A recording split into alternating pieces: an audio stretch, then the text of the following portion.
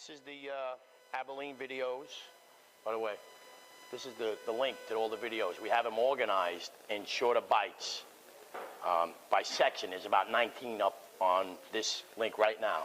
And we're creating a catalog of each one of us that are speaking and what we're speaking about. So you can just pick and choose what you want to learn that time and go back and review it. So this is something that we're going to keep forever. And the new guys coming on, if you missed some of the seminars, you can just go to this link and you could at your own time learn. That's why we did it, for everyone to have it forever. We have this is a really exciting time to be at Abilene. It's unprecedented what's going on here. The amount of opportunity that's in front of us and in front of all you, it's not going to happen again in our lifetime, what we got going forward. So I'm really excited about what we're doing and what we're capable of. I want to specifically talk about one job that we worked on. I want to go into some of the details of this job. You saw this picture before. This is 145 4th Avenue. We put a building up on a roof. We put a boiler plant in that building. We're providing steam through the piping system that drops down 30 feet, along with the domestic hot water that goes down. We brought the gas piping up from the basement. We put all the equipment necessary for that. We put a chimney up on the roof. We installed an oil tank that's not in use yet, but will eventually be as a backup. How this job came to be was the owner of the company that owns this building, and then one next to it, it's really serving this 20-story tower. That boiler room is providing heat and hot water for this 20-story tower right next to it. The owner had a need and a desire to get off of Con Ed steam. Con Ed steam is the most expensive energy source you can buy in the city. His annual fuel bill for that was around $500,000 a year. By having this desire to eliminate that and having the ability to swing over his energy source from Con Edison steam to natural gas will reduce his energy costs up to 75%. So assuming he has a $500,000 a year energy cost, he's probably going to spend less than $150,000 next year because we were able to do this. Now, a job like this is typically done through design professional engineers and a bunch of mechanical and structural engineers. We did this ourselves. We did a design build for this owner. He had enough confidence in you guys and in our abilities to pull this off, to basically hand us the job. Now, we had to go there. Vinny was there the first day with us when we had to survey this job, and we came up with a bunch of roadblocks that were in the way. We knew the roof underneath needed structural support. We had 30,000 pounds of steel up on that roof, and it was a 4-inch thick roof that needed to be structurally supported. Thankfully, below was an empty area. They didn't rent it out yet, so they brought in structural engineer. He designed the load. He designed the beams. And it was installed. Took about, 6 months to get that part of the work designed and built. And then we started doing the construction. And all the planning stages was about a year of planning and design work, back and forth, countless times to this property. Then we had to build the building. What do I know about putting a building up? But you know, want to know something? I don't really need to know what to do with putting a building up because we have enough resources and great subcontractors and vendors that know that.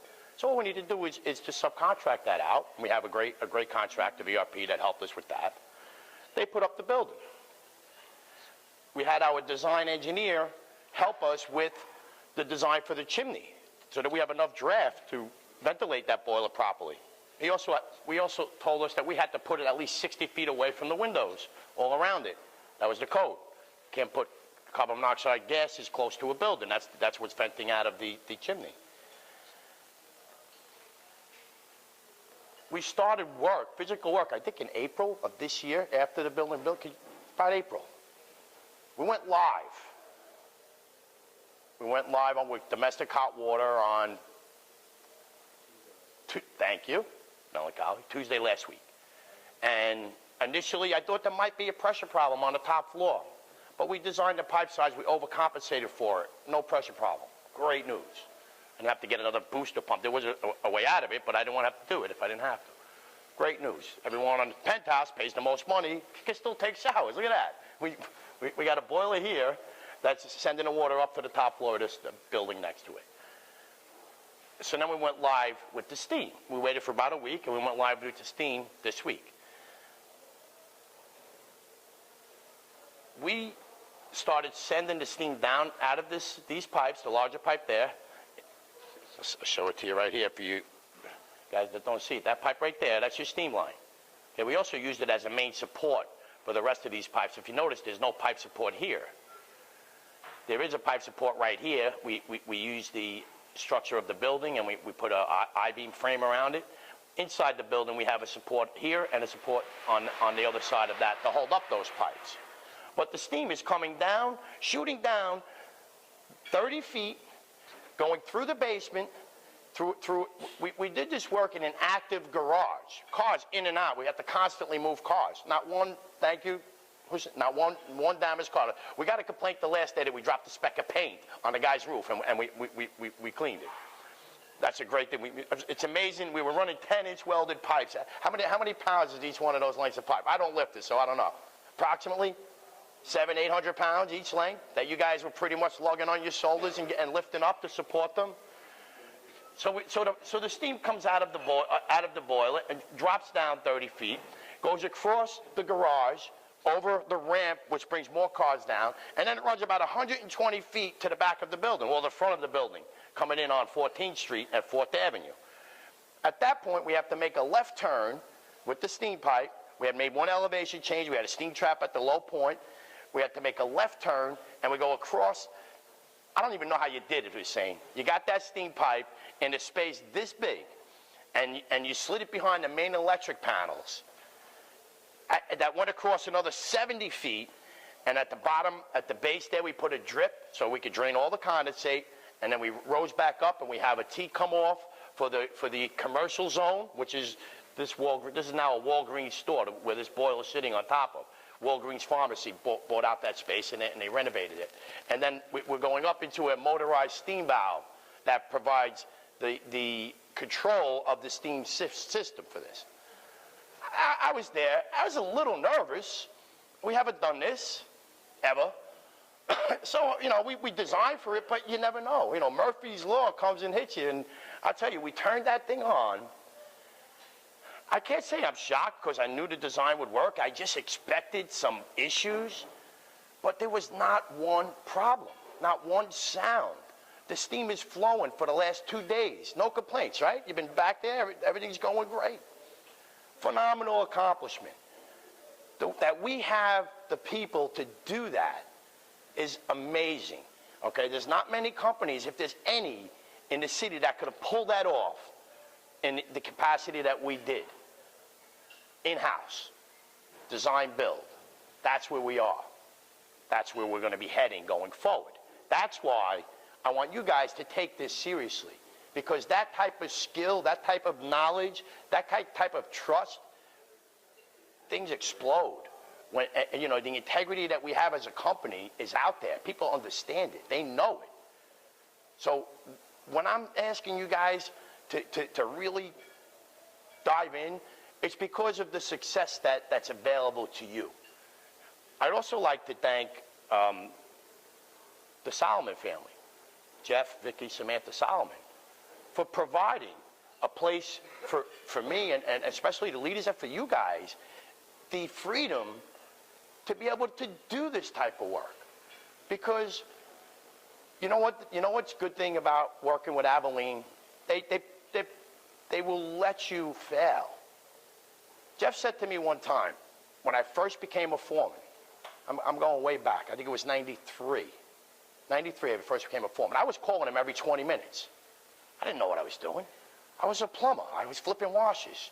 I had some ability. I knew how to sweat copper for you plumbers out there.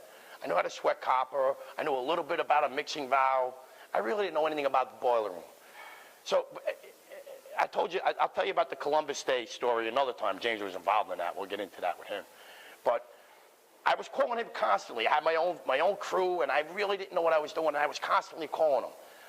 Jeff, what about this? Jeff, what about that? Jeff, and you know, after a while, it became a pain in the neck because I didn't want to make a mistake. I was afraid. Someone going into something new. I was conscientious enough to know that if I didn't know it, I had to ask. All right, and that's pretty much all I could call was Jeff. And one time, I come back to the office, and he says to me, Danny, he says, I understand you don't know everything. I don't expect you to know everything. He said, but figure it out. He says, you can't screw up anything that we can't fix. It might take a little bit of money, but don't worry about it. I got your back. From that day forward, I'm not saying, and I still apply and ask him for a knowledge, because he's a great source of information. He's the best. He's the master of everything we do. There's no one better in this industry than Jeff Solomon. But that alone gave me the confidence to go out there and keep trying. And I'm trying to relay that to you guys, that you have the same ability. The only thing is you have a better support staff because you have all of us that learned under Jeff, that started. You have Vinny, you have Anthony, you have Alex, you have Andre. All your leaders, you have Hussein to be able to learn from. So it's a little easier. Don't miss this opportunity, guys, because it's not going to come again for you. And the guys that stay, I can say this all the time, the guys that stay will always win. You'll have a successful life. You'll be able to raise your families good. Do you have to put in time? Absolutely. Do you have to put in hard work? There's no doubt you do. Okay? But that hard work and that effort and that loyalty is always rewarded. There's not anybody who's sitting here that can say anything different about that. So I just want you to understand that. So in starting, I want Hussein, who was the field super on that crew. Who else is here from your crew that worked? Anel, anyone else that was on that site? Anybody work at 140? Hector, you were there. You did the startup, right? Went well? Thank you. And you were a great part of it, too, because you were able to set that. That burner is purring. It's sipping steam. It's beautiful the way it's operating right now. The guys, that's why I was hoping that a couple more of your guys were here. I really wanted to personally thank them for what they did. And Anel, I know you were a big part of it. Thank you for what you did there. All right? It really means a lot to us.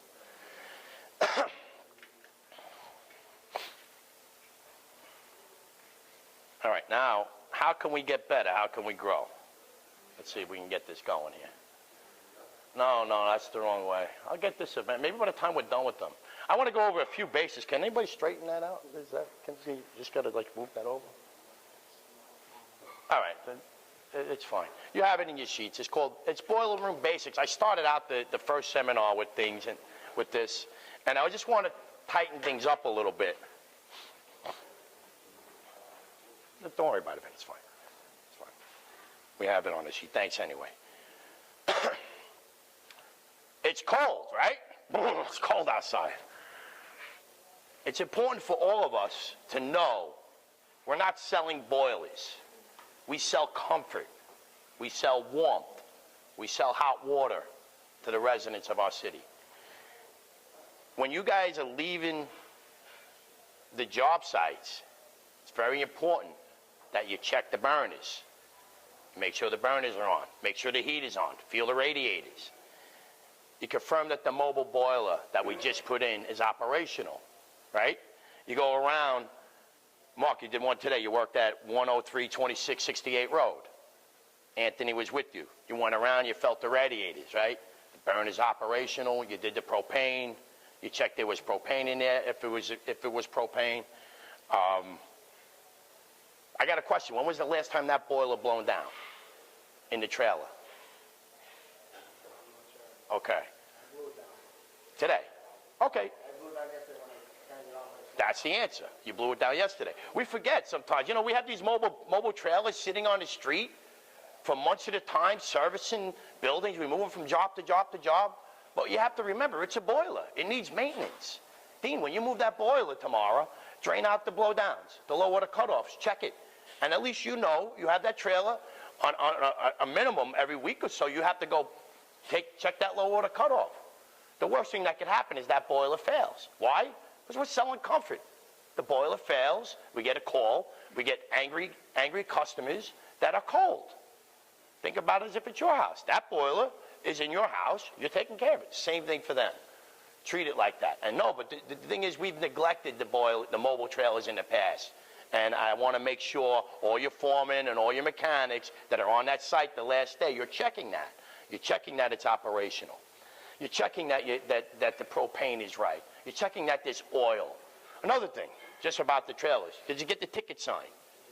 Got the amount of oil. Perfect. So now that trailer is working, and you trained the super in the operation of that trailer.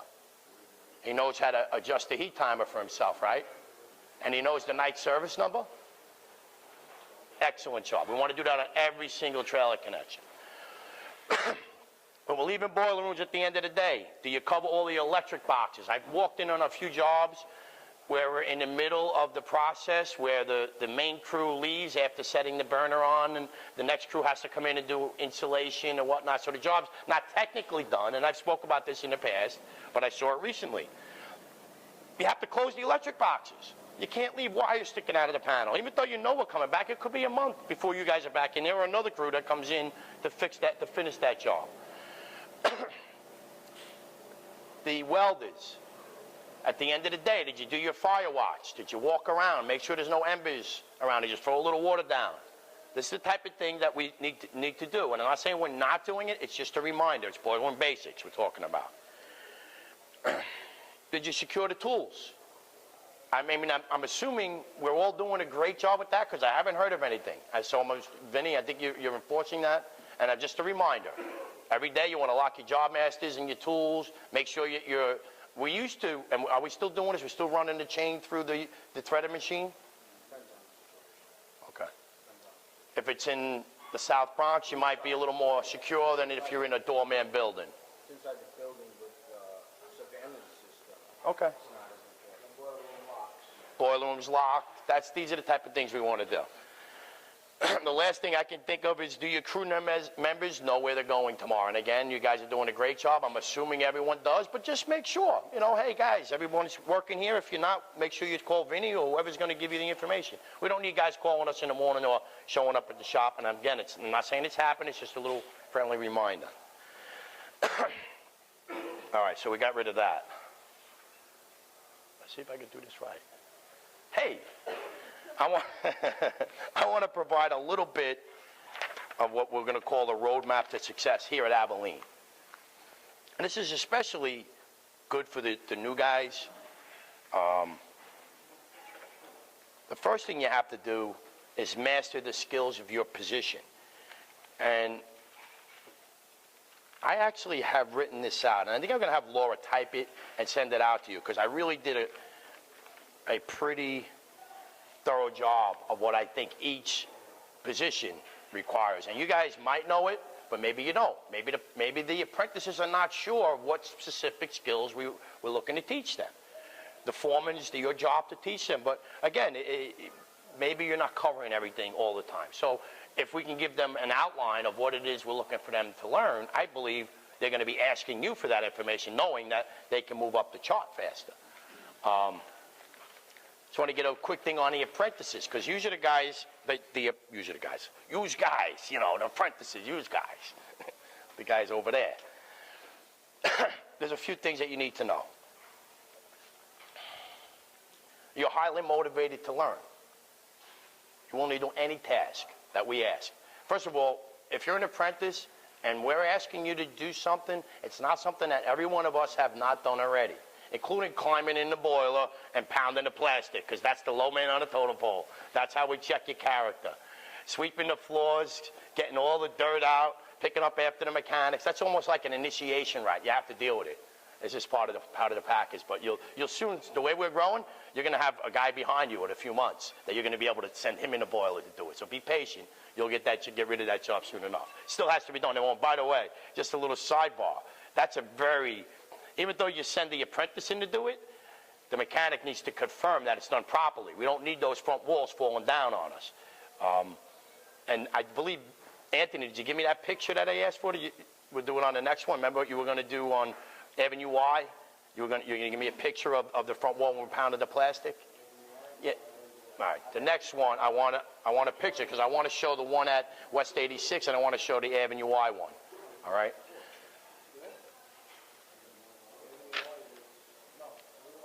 It was a Webster burner. Wasn't that a Webster burner?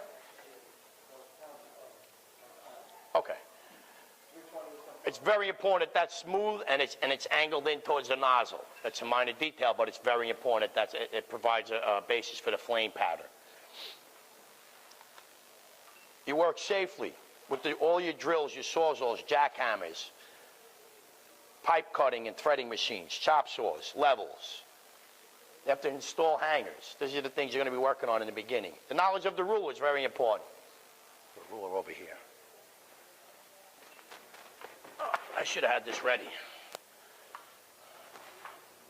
Don't laugh. It's pretty important to know how many lines are on here.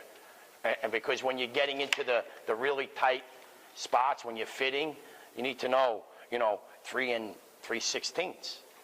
And that's, it's an important thing to understand the rule. And most of you, if not all of you, know it already, but that's one of the tasks you need to accomplish. For the pipe fitters, learn the pipe diameters by feel. When you pick up an 1 1/4 nipple, you should be able to learn it, know it's 1 1/4 just from picking it up, from feeling it. It takes time, but you'll get there. The end-to-end measurements, center-to-end measurements, center-to-center measurements, between 2 elbows. You get the measurement between the 2 elbows. You do the takeoff for the 3/4 on each side for the elbow. You know what your pipe thread is. Labeling, painting, mixing cement. Anybody want to learn how to mix cement? You want to know something? We're pretty good masons. But it's a really good, you can do it at home when you build your house. When you own your own house, you're going to be able to fix your sidewalk. So this is a skill that you're going to use. Learn it and how to paint pipes, right? Everyone thinks we're slapping paint on a pipe. No, that painting is what sells the next job. So you have to get behind it when no one can see, because I see it. I go around and I look behind and I see that you didn't rub your brush like that. Trust me, I see everything. I see when the pipes are straight.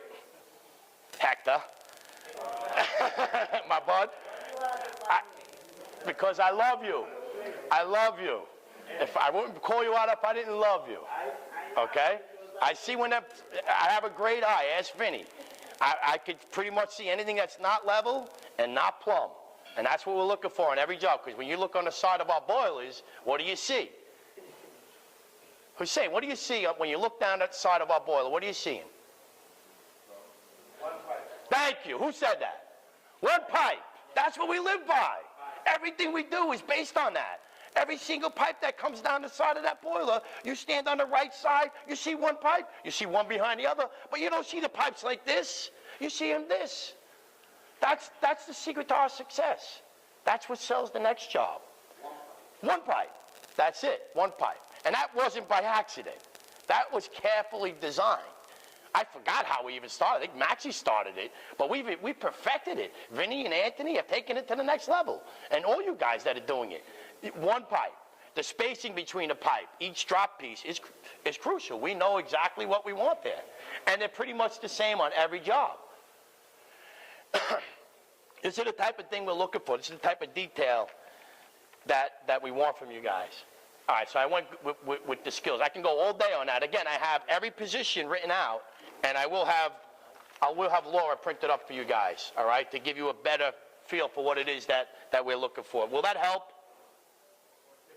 Thank you. Prove that you could do the work for the next position. So you're an apprentice. You want to be a junior. That's, there's no one that ever went from apprentice to foreman. It just doesn't happen.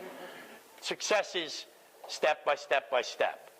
You can't just jump to the top because no one can. You just don't have the knowledge. You don't have the capability. You don't have the experience to be able to do that. So you have to know, as an apprentice, what's the junior mechanic doing?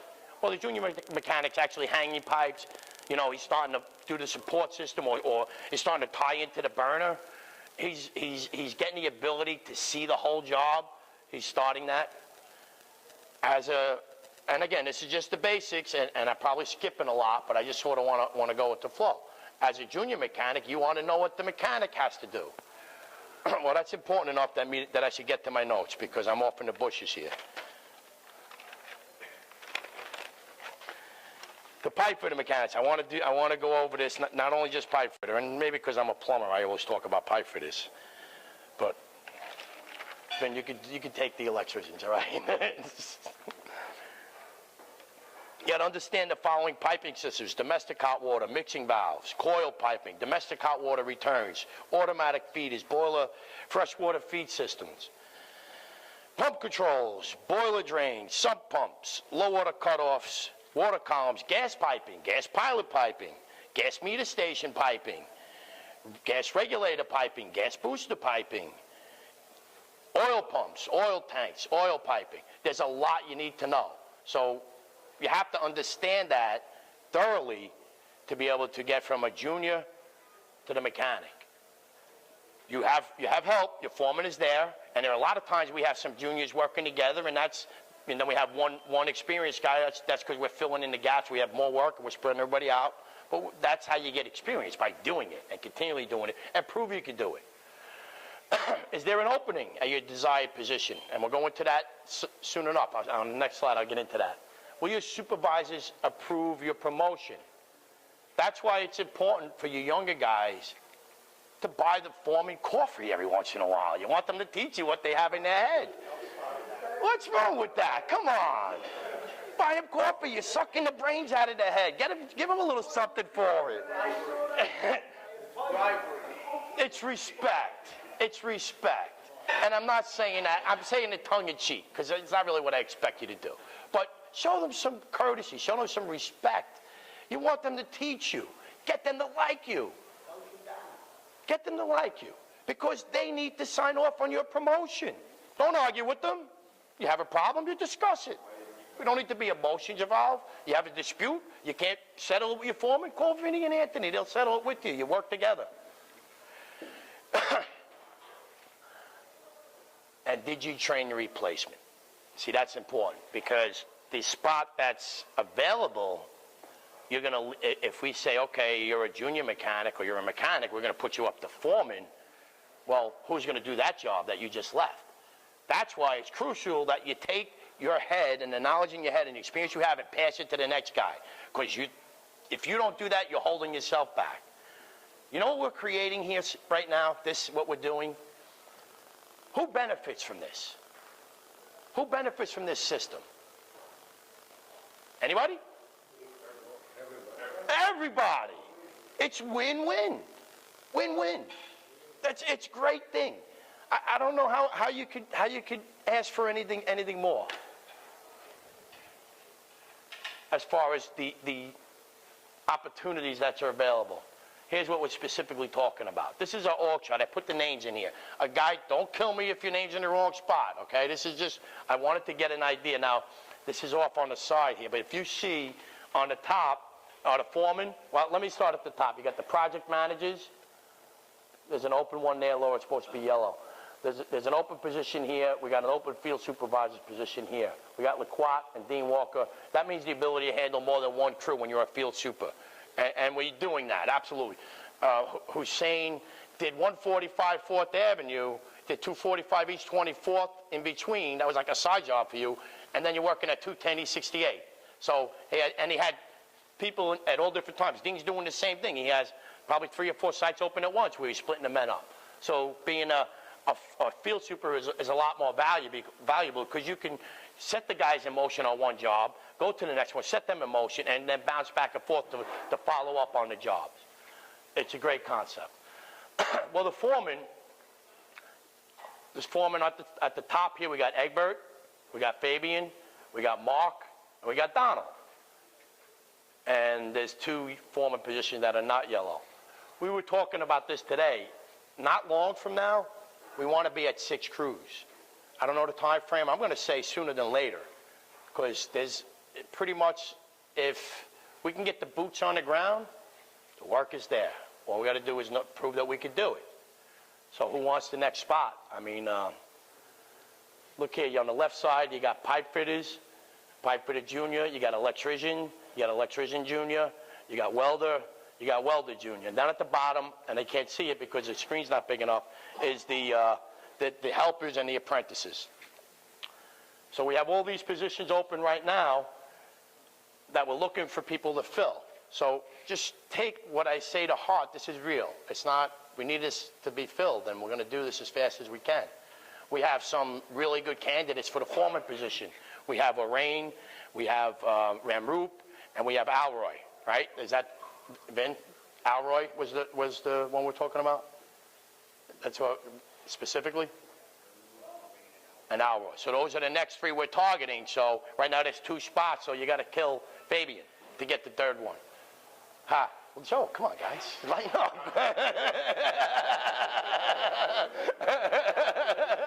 Fabian's going to move up to the next supervisor, and then his position's going to be there. There you go. So that might be the next stop for Fabian, okay? That's not better than killing. Yeah. Well, no, it's an open spot. You don't have to kill anybody to get that. That's open. You just have to be qualified for it. So you get the picture, guys. You see what I'm saying is real. I mean, just let's just make it happen. I went over a lot of this already, but I'll do it again really quick. This is for the apprentice, experienced with the tools, proficient with a ruler, understand the materials of your trade. For electricians, you have to understand the EMT, the fittings, the 1900 boxes, the covers, the BX, the Romex, whatever we're using. For the pipe fitters, you need the black materials, black malleable. You need to know the difference between malleable and cast iron. When we use copper, when we use brass. Well fittings, you got to know the flanges, you got to know the 90s, the T's. All this stuff you have to master as an apprentice. The piping support system, that's pretty much what you start out doing. The mechanics are running, and they're putting up pipes sometimes with ropes, and they're asking you to go behind them and support it. You have to master that. What's the ceiling made of? Is it wood? Do you need gimlet rods to go through it? Gimlet rods are what you tie into the wood beams, and you have a little threaded rod coupling on the end of it, and you strap your hanger with it. Or is it poured concrete where you can drop in a Hilti anchor? You can lock the nut up on top, and then you can support it that way. How thick is that concrete? Do you know if it's made out of ash? By the way, when it's ash and you drill up into it, if you don't have your goggles on, you're going to get crap in your eyes. So wear your goggles while you're doing that. Master the piping support system. Learn all the systems. All right? This is something, these are specific hard skills you need to do. And then you start to begin to install the pipes. And you'll see this at the bottom of each one. Be in demand. What does that mean? When Vinny says to Hussein, who's the next apprentice we have? Give me any apprentice name. Any apprentice name. Gilberto. We want Gilberto on another job. We want Hussein to say, don't take Gilberto. I want him with me. You know what that means to us? You're doing a great job. How do you do that? You're up his ass. No, you don't have to buy him coffee. You're on top of him. When the truck comes loaded with material, are you hiding behind the boiler? Or are you running out and saying, Hussein, the material's here, let's go? That's what I'm talking about. That's the type of eagerness we want. That's what gets you ahead. We catch everybody who hangs behind the boiler, or there's a few people that go to the bathroom whenever the truck pulls up. We know who you are, all right? Don't think you're fooling us. we got all the tricks. We did them. We know. And your foreman doesn't want to let you go. That's crucial to what I'm talking about. As a junior mechanic, you start the ability to install the systems on your own. You're starting to develop the vision needed to lay out the piping system. The vision is crucial to what we're doing. You have to walk into that building and you have to see. I could see it now. You could see the piping without anything there. And you're able to visually see it in your head. Lay it out from start to finish. That vision, if you guys can master that, Hussein's great at that. If you guys can master that, that'll take you for the rest of your life. That alone, visioning where you're laying this pipe and how it's going to interact with the other systems that you're installing. Train the helpers to do your job. We went over that. Master the materials you trade. We just talked about that. Be in demand. Same thing. Your mechanic should say to Vinny, don't take him from me. No, take someone else. That's what I want to hear. And the foreman don't want to let you go. the way it is. That's the way it should be. Mechanics. We'll get into that a little more. Again, I have details. I'm going to print them up for you. Master all the systems in your field. Master the vision needed. Now you're getting even more. You have to not only do the oil piping that there are some guys that specialize in black pipe, cutting and threading. Some guys specialize in copper. That's good. But if you want to be a foreman, you need to know both. So you need to, every once in a while, switch it up so that you get those skills and you're able to lay out and see the whole job. You know, some guys are very comfortable. They don't want to sweat. They don't want to braze. You're limiting your capabilities to grow if you do that. Take the challenge, and we'll let you, you know what, mess up a few fittings. It's on me. Get the skill.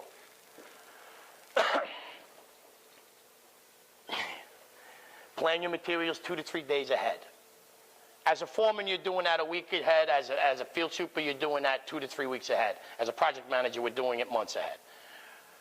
As a mechanic, you have to look 2 to 3 days ahead of what you're doing. So if you're looking on the floor, you see your materials, you look up in the sky, where you're laying your pipes, you have to know what you're going to need, how many elbows you're going to need. Not today, 3 days from now. Think that way, because we're getting bigger. There's a lot of demands on the shop, on the infrastructure. To get to you guys every day is, first of all, very expensive and very time-consuming. So if you're looking for it the next day, you're waiting too long. Try to plan ahead. Stay on top. Here, oh, this is, Vinny added this in. Because it was actually supposed to be flipped. Stay on top of new technology. Read and understand instructions. I say this all the time. Walk into boiler rooms, I see all the instructions on the floor. That's gold. Gold, man. Pick that up. Take it. Tell me you want more. I'll make as many copies as you want. That's what's going to get you ahead. You know, you need to understand the details of what we're putting in here. And a person that picks that up and understands why will always be the leader. I say that, and I say that to the day I die. Reading instructions and understand them. That's a pet peeve of Vinny, because you have a lot of you guys, we're getting into so much stuff. You know what we're doing now? I'm not going to tell you, it doesn't matter. The same owner that we put the boiler up on 145 4th Avenue has given us a job to do a natural gas generator backup system for his building. I spoke about that when we first seminar. It's here. We're doing it. So you think we're going to take that, the first generator we ever did, and you don't think Vinny's going to know that in about 20 minutes from the delivery if you don't know it already? He studies, he understands, he eats that stuff up. Learn from that, because that's the type of stuff that will get you ahead. That natural gas generator is something that we haven't done. I'm going to be reading it too, because I need to know, and I need to understand how and why. So those packages on the floor are for your enjoyment. Learn to love to learn. Train the helpers and juniors to do your job. You did that already. Grow your leadership ability. That's important you start at this level, at a mechanics level, to do that. And that's the soft skills that we're all teaching all the time. And we have them on the videos. You can go back to them, refer to them. The stuff that we're teaching is gold. It works. I mean, I've applied a lot of it. Vinny's applying it. Alex is applying it. Andre's applying it. It's working.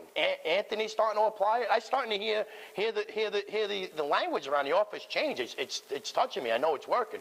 You guys do the same thing. Put the effort in to understand it and apply it in your lives. It will make a difference. I guarantee you. Be in demand. Same thing.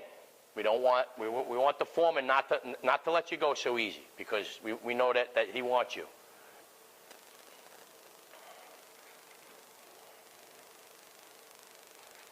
Just talk amongst yourself. It was a joke. Come on, guys. I try.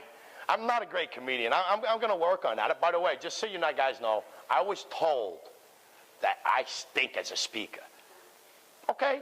You know what I did? I went out and I bought the Dale Carnegie speaking series. So I'm listening to it in my car now. I have it on my dashboard. So I'm working on it, and trust me, it's going to continue to get better, because I want to do this, and I want to have a positive effect, and I don't want anyone to ever tell me I stink. That's just the way I am. When someone tells me that, I take it as a challenge, and I fix it. I'm not going to tell you who said it. You won't believe it, Samantha. 145 4th Avenue. This is the boiler room. This is what it looks like. It's inside the building. Look at that. That's art. That is art. That's Abilene. Who said that? Thank you. That's what we do. Isn't that great? Every job. You walk in, that's an Abilene job. You don't even have to have actually the label's not on the boiler yet. We didn't finish the label. But that's an Abilene job. Everyone knows it.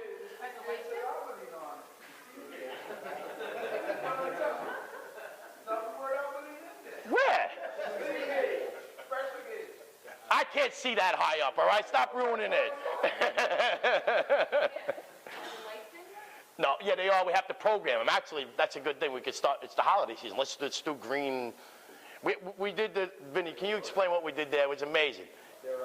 Listen to Vinny a second, what we did here. They're an LED lighting system that, because the building is primarily all Guys. glass all the way around, so to make it look attractive to the residents around the building, other buildings alongside, Jeff came up with a great idea that we're going to put fiber optic lighting or LED lighting that will change the color as whatever you change, like they change the color of the Empire State Building according to holidays or just runs right through. So at night, you see those glass windows, they're different colors from the inside and it reflects from the inside out. So at night, you're going to be able, from the street, you're going to be walking up 4th Avenue, and you're going to see, we can make it green, we can make it red shadows. Now, this is smoked glass. At night, if you put the light on it, you see everything inside there.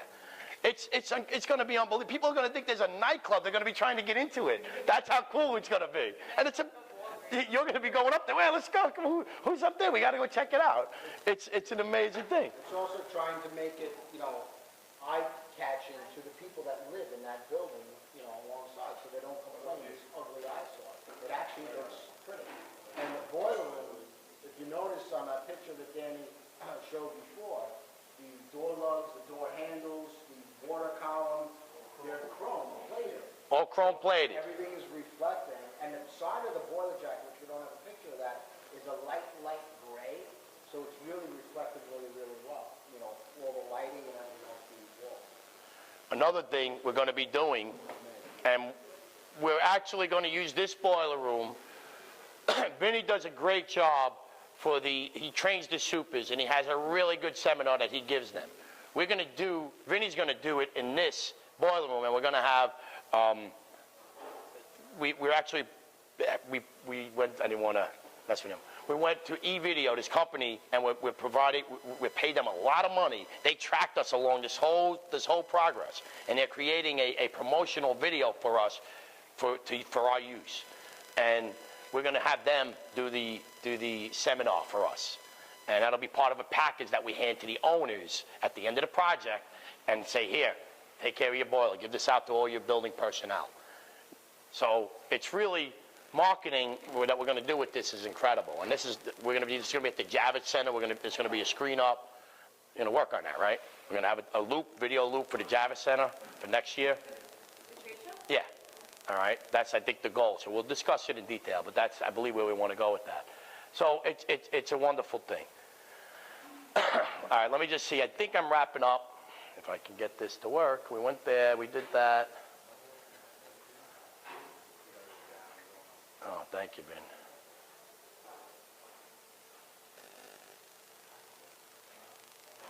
Okay, so I gave you guys a little bit of a roadmap. Do you have any questions pertaining to what I gave you or anything you'd like to add? Anybody have any questions about that? Anybody? Hello? Hussein? Hello? Great job. Again, thank you so much. We're going to bring up Vinny now, all right? Thank you.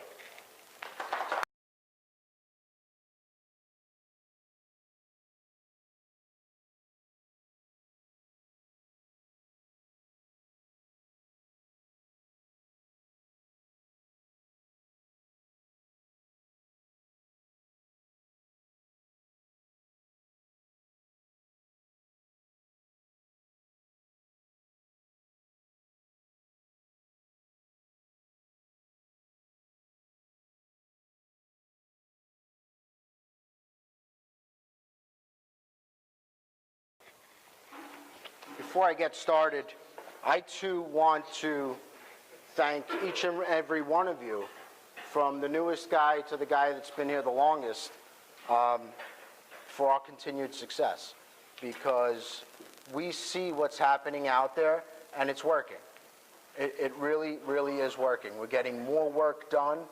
The quality is still there. We're not sacrificing quality for speed. I think together we're organized really well, and we're getting the work done, and the clients, most of all, are very happy. We're getting a lot of reports back that they're very excited with the work that we're doing and in the time frame that it's doing. So I want to thank each and every one of you for helping us grow, helping the company grow, because without you guys, we couldn't do it on our own. All right, so I really offer you guys a debt of gratitude for that, okay?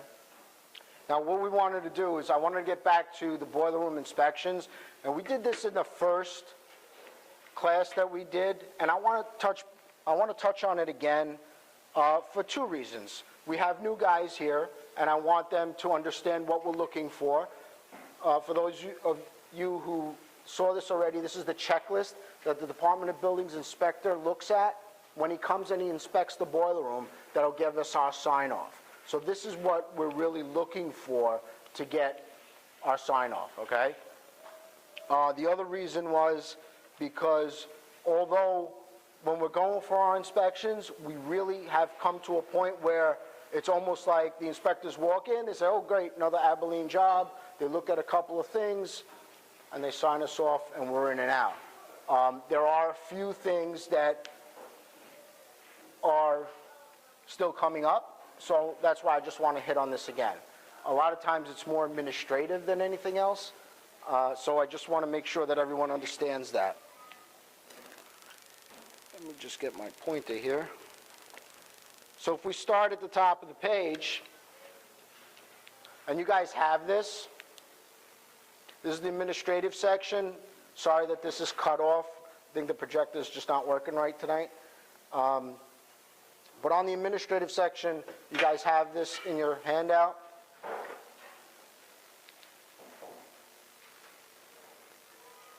The first one is plans on site.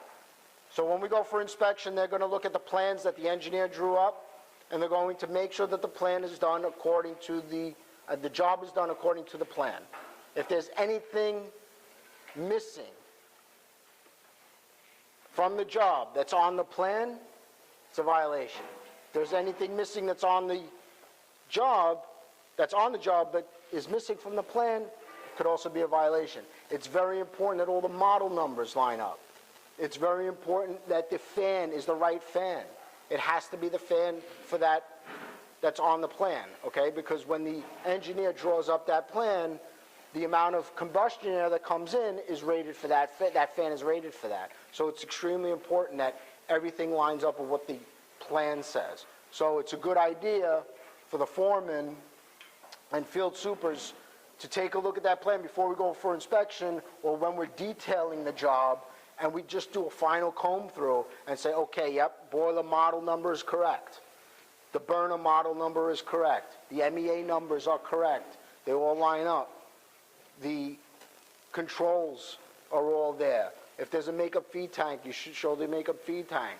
The oil tank, the size and capacity. You just have to look at those detail items. A lot of times you won't see any mistakes, but you know what? The engineers are human, just like we are. We all make mistakes, and things are overlooked. All right, so we all have to double check on each other. So the field supers and the foremen, that's where we're going. As we detail the jobs and before we come out that last day, you're going to have the plans in your possession, and you're going to look, because it's easier to resolve that problem or amend it 2 weeks before, 3 weeks before we go for inspection than 2 weeks after or a day before when we find it. So we're going to try and work on that where we'll do the inspections as we're packing out of the job during the final detail, okay? And I'm going to depend on Anthony Dean to show the foreman what we're looking for, right? Because we can't all be there at the same time. We can't be at every place at the same time. So the foreman, you guys are going to have to step up on that. And you'll learn a lot more of what we're looking for, okay? So plans do not match the field. We talked about that. Just make sure that the plans match what's on the job site. Manufacturer's instructions on site. That's the book. for the burner, it has to be in the boiler room. If the inspector doesn't see the book for the burner and all the instruction manuals that come with the equipment, they could give us a violation. Okay? Reason is if they want to find something on that burner, they want to be able to look for it. Or if a serviceman comes in, it has to be accessible to them. All right, so it's in the code, the manufacturer's instructions for the equipment has to be in the boiler room. Most of you guys do a great job. You put it in a plastic bag, you put it right behind the tubing on the electric panel board. That's a great place to leave it because it's right out in the open. If you want to take it one step further, give it to the super. Tell the super, hold on to this, put it in your office. If anyone asks for it, you have to be able to provide it to them, okay? Because the inspector might walk in without us, and he might look for those instruction manuals. They have to be on site, okay? Schedule C and LAA, that's the filing paper. The Schedule C is actually the filing paper that lists the boiler model number. It'll give the chimney characteristics on there. It'll give the burner manufacturer, the burner model number, the MEA numbers. It's also who's signing off on the chimney, saying that the chimney's legal. That's the filing form between the engineer and Department of Buildings. All right, so that's very, very important, just as important as the plans. Also, the LAA has to coincide with the plans, and both have to coincide with what's on the site, okay? So it's important. You're going to see oil tank characteristics on there as well. It may be an existing oil tank, but they have to list 5,000 gallon, 3,000 gallon, number 2 oil, number 4 oil, number 6 oil, whatever the case is, all right? So we're going to look at that. And you'll see with the LAAs, they're pretty self-explanatory. They're very simple to read. All it is a one-page document, front and rear. It's pretty easy to go through. Not signed and sealed. Every time someone files a job with Department of Buildings wants to know that it's installed by a licensed contractor. And that licensed contractor is issued a seal. Okay, we all have them. Danny has one as a plumber, I have one as an electrician, Anthony has one as an electrician, Jeff has one as an oil burner installer. Every document that goes to the Department of Buildings has to be sealed. They just want to make sure that a licensed contractor filed that job. And it's like a notary seal. What they look for is to make sure that there's a raised print. They just feel the side of the page where it's supposed to be sealed and make sure it's, there's bumps in the page. I'll show you, if you ever ask, if we're ever in the field, show you exactly what it looks like. They want to make sure that it was stamped by the licensed contractor. If it's not stamped, it's a violation. Everybody makes mistakes. It may be overlooked. Guys, we're turning jobs over faster than we've ever been, all right? Things do get overlooked. We may have forgotten to seal it at the time it was signed. So, 2 eyes are better than one. Okay, the next category is the boiler room itself. We talked about this, the walls and ceiling. Remember, the boiler room has to be a fire-rated enclosure. Okay, it's a 1 hour fire-rated enclosure, hour and a half fire-rated enclosure. We have to make sure that there's no holes in the ceiling. Even if there's a 3/4 inch pipe going through the ceiling, it has to be sealed around it. Now they're really starting to catch us, or catch people that catching inspectors. Inspectors are following inspectors, so the inspectors aren't letting anything go by because they're afraid that somebody's right behind them. And they don't want to lose their job because there's a hole in the ceiling that they missed, right? So when we go out, as we're detailing, when we're painting our way out, we have to make sure, before we paint everything, just make sure everything is sealed and the room is completely fire-rated, all right? Around your penetrations for the pipes going through the wall, fire stops. Very, very important. The engineers are not even signing the jobs off unless we send them pictures of the fire stops. So the gas piping, oil piping, it has to be grouted in, the sleeve has to be grouted in, and then we silicone all the way around with a fire-rated material, okay? Everyone understands that, right? No holes in the ceiling, no holes in the walls. Okay. The boiler room door. They want to make sure it's a fire-rated door. It can't be a wood door. Wood door is not a fire-rated door. It's going to be a steel door, self-closing. Okay, self-closing means as I go out of it, it's going to close right behind me, contain the fire inside the boiler. All right, as we walk out of it. Door swings to egress. Anybody tell me what that means? We've discussed it, right? It has to swing out, exactly, very good. So if there's a fire in the boiler room and I'm running through that door, I have to be able to blow through it. I shouldn't have to open it and back out and then come through the doorway. Everyone understands that, right? You got to be able to blow through it. It has to open away or to egress outside the boiler room, right? Combustible storage. It's a boiler room, guys. There's combustion. They don't want to see paint cans. They don't want to see kerosene. They don't want to see cardboard. A lot of times we go into a boiler room and the super stacks all his garbage there, and the recycling and the cardboard. We can't have that on inspection day. So if you see it, let the super know. It has to come out. It's just a bad idea to store combustible material inside a boiler room, right? That's obvious, okay? So anything of that nature, anything that might be combustible. Paper is combustible. Newspaper, cardboard, anything, all right? Don't leave the paint cans behind. If you want to leave them for the super, leave them outside the boiler room. Let him know. Hey, I'm leaving you some extra paint just in case you want to touch some stuff up. I'm leaving it right here for you. Or where would you like for me to leave it? It can't be in a boiler room. Clearance around the boiler. Code says I have to have 18 inches from any wall to the side of the boiler to the back of the boiler. Pressurized vessel. Remember, we have a 2-inch jacket. The jacket's not part of the pressurized vessel. The shell is. So I have to have a minimum of 18 inches from the pressurized portion of the vessel to any wall. Smoke box does not count. Why? Because it's not part of the pressurized vessel. Exactly.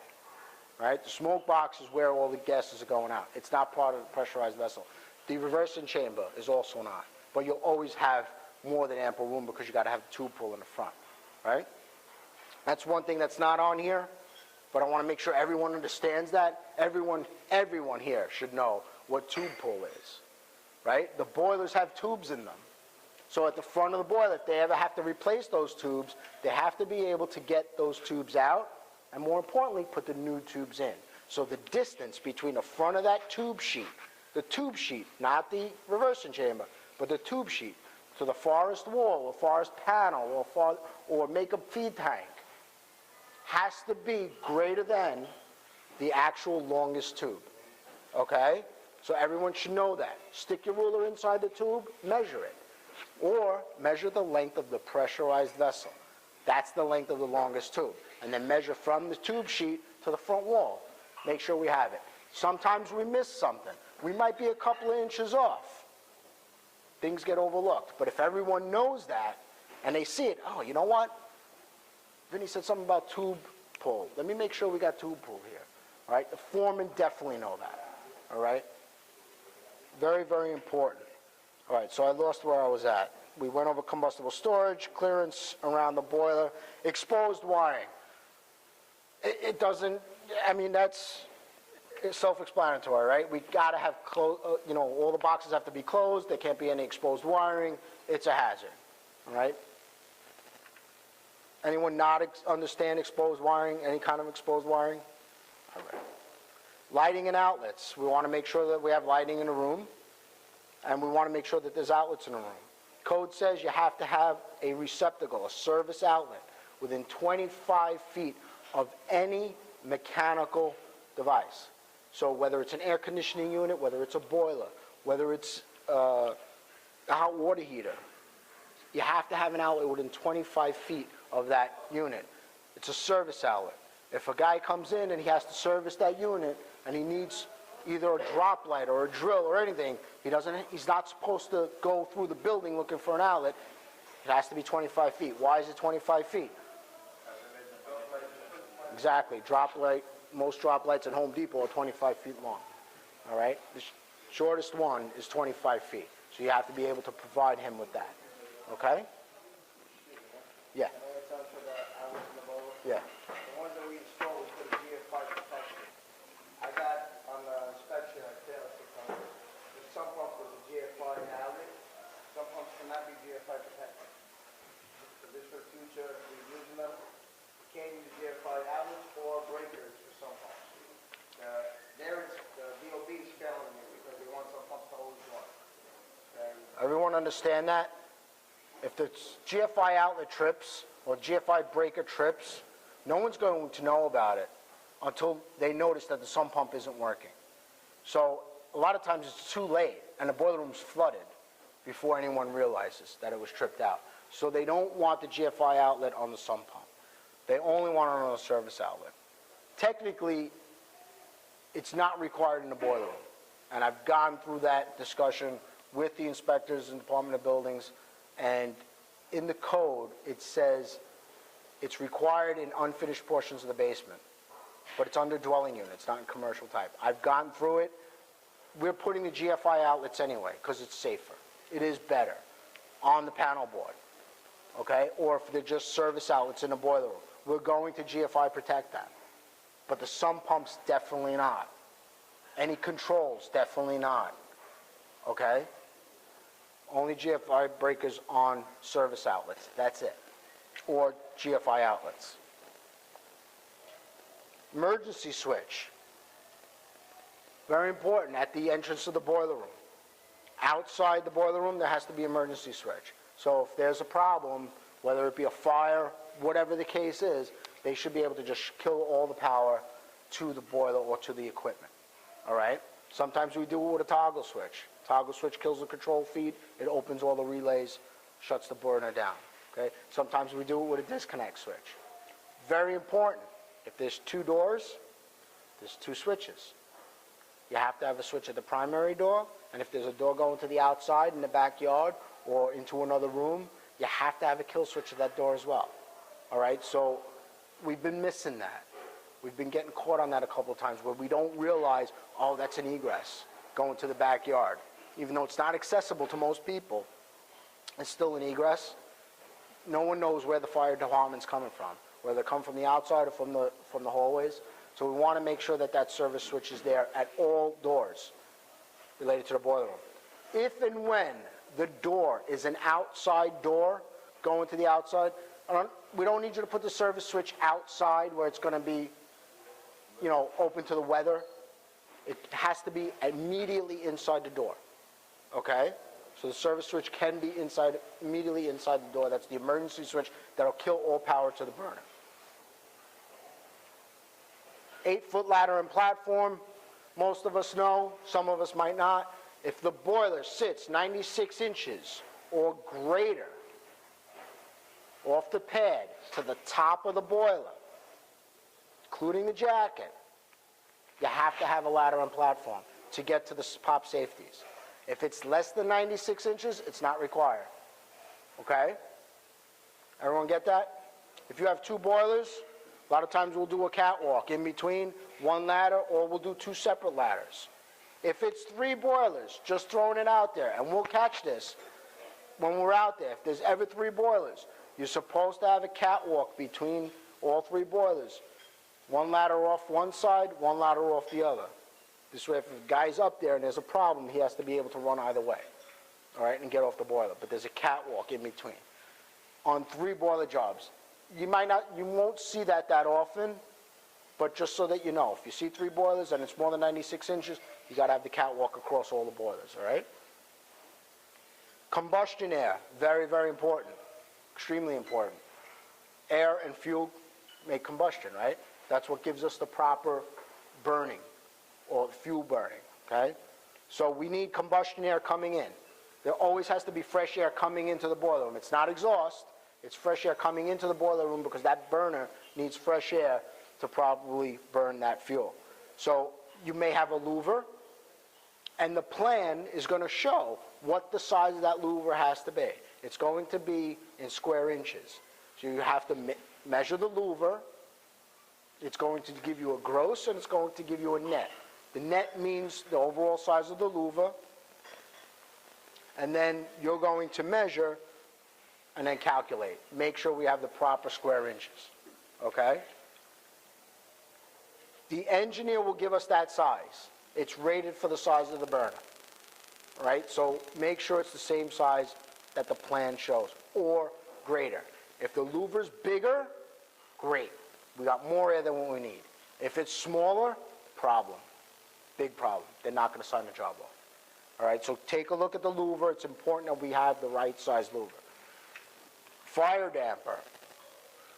If we have our fresh air coming into a boiler room, and it's coming through a duct system, and that duct is going through another room before it gets outside, there has to be a fire damper, because why? The boiler room has to be fire rated, right? And that fire damper just has a fusible link. If in case there's a fire, that link burns off, it closes it off. And it keeps the boiler room fire rated. All right? So just so you know, one other way to do it is to wrap the whole ductwork with fire rated material. A lot of us we're using the 3M. Fire wrap, just wrap it all up. That will keep the fire rating of the boiler room and the duct system. Okay? So just so you know, breaching, same thing. Outside the boiler room, if it passes through a hallway to the base of the chimney, it has to be wrapped or insulated, fire wrapped. All right? We've been seeing a lot of that lately as well, and we've been missing it. Fire damper switch, that's exactly what I was talking about, the fusible link switch. It has to have that fusible link on it. That if the fire comes up to the louver, the fusible link burns first, and it drops out the door. Door closes down. Mechanical supply, that's if we have a fan. They're going to check the fan, make sure the fan is properly sized for the burner, depending upon what the engineer said. And sometimes the inspector will actually do his own calculation and check the engineer. They're going to make sure that the fan's working. One thing that's very important, what the inspectors are doing now is they're turning the burner on. Fan comes on, burner comes on, fan comes on, sail switch is made. Now as the burner's running, all they do is shut the circuit breaker off for the fan. That sail switch is supposed to flip back, and the burner's supposed to shut down. So before we leave the job site, please, please, do that exactly that way. All right? Don't just flip the sail switch by hand and say, yeah, it's working. Just make sure that when you flip that breaker and the fan stops or turns off, that the sail switch is flipping back. Sometimes the springs are a little worn out. Sometimes they're pulled a little too far. Just make sure. Sometimes it's getting hung up on a piece of pipe. I had that at 201 West 16th about a month ago. It was great. The sail switch was working perfectly. But it never came back all the way back enough because there was a 2-inch pipe coming across. As the sail came back, it got hung up right on that 2-inch pipe. It didn't shut this boiler down. We had a problem with it. Luckily, I got there early enough and I was able to resolve it, and I checked it before the inspector came. All right, so do that same procedure. Shut the breaker off and make sure that the fan shuts off, sail switch comes down, burner shuts off. All right? Sail switch is interlocked. Exactly the same thing. Whenever you have the fan, you have to have the sail switch. It has to be interlocked with the burner. It has to be able to shut the burner down when the sail switch comes off. The flue, everyone knows what that is, right? That's what's bringing the exhaust air to the chimney, coming out of all the exhaust gases out to the chimney. So they're going to look at the size. They're going to make sure the size is not reduced from the outlet size of the boiler to the breaching. If we reduce it, there's a problem. It has to be rated for that output of that boiler, okay? Height, greater than 75% of the length. So the height of the chimney has to be greater than 75% of the length, okay? Everyone understand that? If I have 100-foot breaching, I can't have a 75-foot chimney. I have to have a 100-foot chimney and no more than a 75-foot breaching, right? How we get proper draft depends on the height of the chimney and the difference between the temperature outside and the base of that chimney. That's how we get natural draft, all right? Everyone understand that? If you see a long breaching, it's real important to just take a look at the height of the chimney or take a look at the height of the building. Make sure it's larger than the length of that breaching. Construction material. They're looking for what is it made out of. Making sure it's not corroded. Making sure it's made, it's good steel, black steel, stainless steel, galvanized steel. If we're sending it out, trust me, it's the right material. All right? If it's existing and it doesn't look kosher, meaning it's not what you normally see, let us know about it. And then we'll look into it, all right? The condition of the breaching, making sure it's not corroded. Also looking outside, making sure that it's fire wrapped. Inducer, everyone knows what a draft inducer is? Does anyone know? Does anyone not know? Dwayne, you don't know what a draft inducer is? Basically, all it is a fan in the line, and it's going to mechanically make draft. Sometimes we don't have that 75% of the chimney height between the length, right? Sometimes we don't have enough draft. Sometimes the breeching or the chimney, because it's going to a compactor chute instead of a chimney, is too small for the boiler. So now we're not going to get enough natural draft. We have to induce it or give it natural draft. We've done a few of them in the past. They're VFD drives, 400 East 77th Street. We did that recently. 145 4th Avenue has an inducer. Because remember, the boiler is on the roof. We can't just vent it to the outside. We have a long breeching, and then at the end we just have a stub, because we had to get 60 feet away from that boiler room so that we're away from any window. We had to put a natural draft inducer in the line to actually come on with the boiler. There's a control panel that sets the amount of draft that we want, and then it's going to turn that fan on and run it at a different speed depending upon the draft that's necessary. There's quite a few jobs now that have that. You'll see it. It's Exhausto. 95 Christopher has an inducer. 3 Sheridan Square has an inducer. 400 East 77th has an inducer. The China Club, 468th Avenue has an inducer. And now 145 4th Avenue has an inducer, right? It's very, very important. It depends on the fan or the inducer. There's either a termination fan or there's an inline fan. Okay, they make an inline fan, they make termination fans. 3 Sheridan Square is a termination fan. It sits right on the top of the chimney. Okay, that has to be there. 145 4th, 400 East 77th, they're all inline fans. The China Club's an inline fan. Kibbs Bay is a termination fan. It's on the roof. Okay, that's a little different. It's not a VFD. That runs steady all the time. All right? So everyone know what an inducer is. We got to make sure that it's working. We got to make sure we have proper draft. Pitch. We have to make sure that the breeching is pitched towards the chimney. It can't take a downslope, especially with gas. All right? On oil, they'll allow it. But with gas, it has to take an up pitch towards the chimney. They don't want the gas to get trapped inside that breeching run unless there's an inducer. If there's an inducer, it can take a drip down, because that inducer is going to pull those gases out of that chimney. All right? Supports. We can't use band iron. Simple as that. Can't use straps. It has to be a piping system. Okay? It has to have threaded rod, Kindorf. Right? It's got to be properly supported. I say every 10 feet at the very minimum. If it's 8 feet, great. If it's 15 feet, they're going to have a problem with that. All right? 10 feet is good. Spill switch and interlock. Where there's a barometric damper, there's a spill switch right on the top of the barometric damper. Sometimes you might see it on the bottom, depending on the spill switch. Look at the instructions. It'll tell you how to mount it. Right? Some of them get mounted on the bottom. Just take a look at the instructions. Most of them get mounted on top, the ones that we send out. If there's a block in the breeching or at the base of the chimney, the gas is going to come out that barometric damper first. It's a thermal cutout switch. It senses the heat and it just shuts it off. Manual reset type. If you have to go up there and manually reset it, don't walk away. See if it happens again.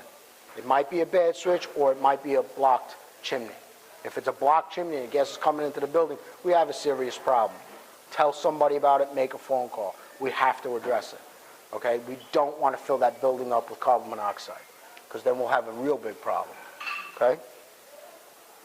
People die, guys. You know that, right? Carbon monoxide, you can't smell it. It's just like sitting in a car in a garage with the garage door closed. Right? As a kid, I lost a friend that way.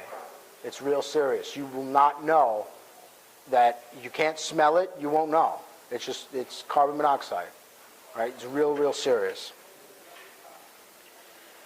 All right, so we talked about the spill switch, barometric dampers, connections. Just make sure all the connections are made tight and sealed. At the base of the chimney, make sure we're all sealed all the way around. All right, and at all the connections of the breeching. Clean outs. Can anybody tell me What's the maximum distance between cleanouts?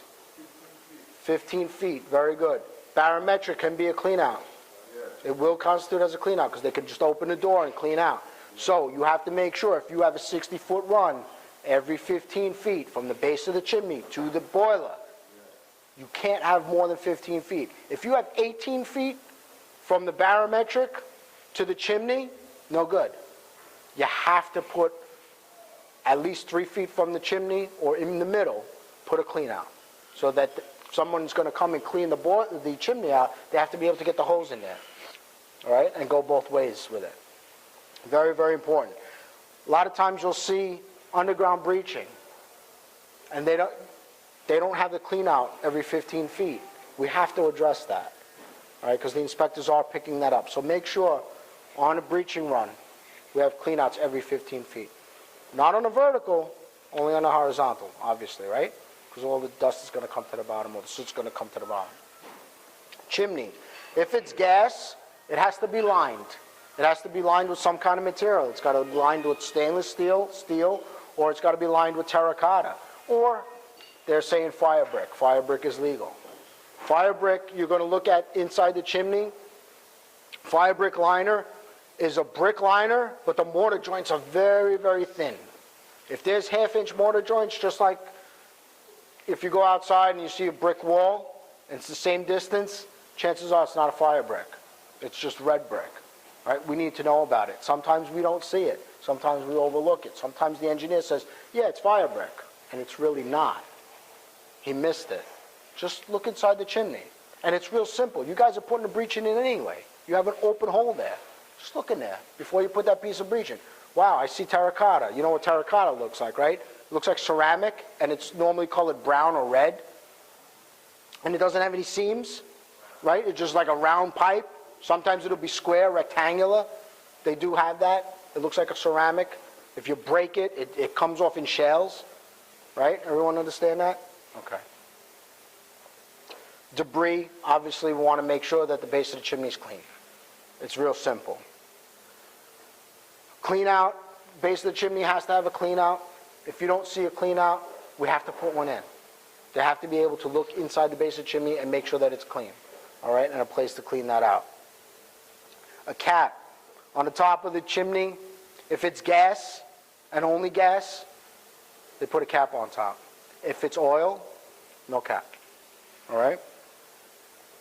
Discharge point, they want to just make sure that the discharge point is open and clear. If there's a chicken wire around, a lot of times they don't want to see that because that chicken wire can get clogged. All right, so the discharge point has to be clean and clear. Drain. A lot of times when we have... Time's up? Already? Does it require a cap? I'm sorry? Oil and gas, does it require a cap? No, because you have oil. If it's just gas, they put a cap on it. All right, I'm going to get to the bottom of this. I'm going to run through it real quick because I'm getting a hook already. The drain. On our stainless steel chimneys that go up the back of the building, at the base, so that water doesn't build up in the base and just start corroding it and rotting it away, there has to be a drain pipe. And it has to come down within 18 inches of the ground. All right? It's got to have a drain pipe. Now, we did one job, I think it was 565 West End Avenue, 585 West End Avenue. The chimney came out of the boiler room, made a turn to a base, then it went up to a parapet wall 30 stories high, and then made another turn to a base, and then went up to another turn and a base. Now at this turn, we had our drain. Everything's great. Inspector went up to the roof. Second one, we had our drain. Third one, we missed. We had to go back and put a drain in. So every time there's a base of that chimney, wherever it comes into like a TY, that base has to have a drain so that the water doesn't sit in there and corrode. All right, it'll rot it away. Any questions on stuff that we covered already? When we come back next month, we're going to take over the other section, the controls and the plumbing, and the boiler, all right? Unfortunately, I can't get all this in at one time. There's no other questions? Everyone knows it? Yes, Fabian. Is it legal to use twin breakers? Let's say you have a full panel in the boiler room that needs space. sorry? If you have a full panel in the water, you need to add another circuit. You take the regular breaker out and use the twin breaker. It depends on the panel. If the panel accepts that twin breaker, and it's rated for that twin breaker, normally the twin breakers have a rejection pin in them, okay? And you'll see the panel, the bus bar, if the bus bar is a full bus bar and doesn't have a cutout in the center of it, it's not made to accept that twin breaker. So, if you have to cut the rejection pin to put the twin breaker in, no, it's not legal. If the twin breaker fits in without a problem, and it sits right in there, and it's tight, and it's all the way in, and you can put that panel cover on, yes. Clear indication on the inside of every panel cover, electric panel cover, you'll see what part of that bus will accept twin breakers and what won't. All right? If the panel is made to accept the twin breaker, you can use it. All right? Anything else, guys? Any other questions? Okay. Thanks, guys.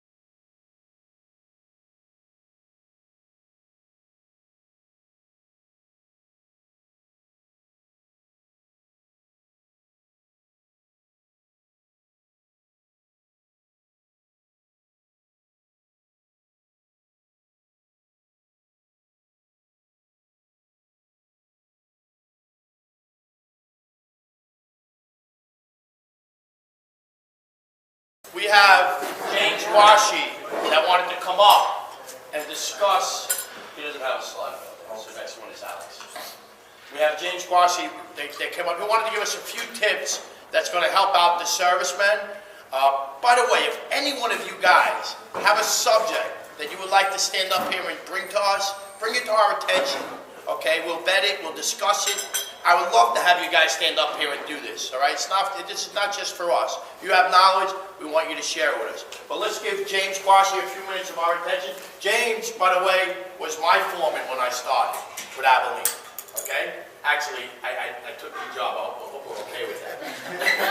James has a great amount of experience, and he's a great guy. And if you see him in a boiler room, stand by his side. You can learn a lot from him. James Quashie, everyone.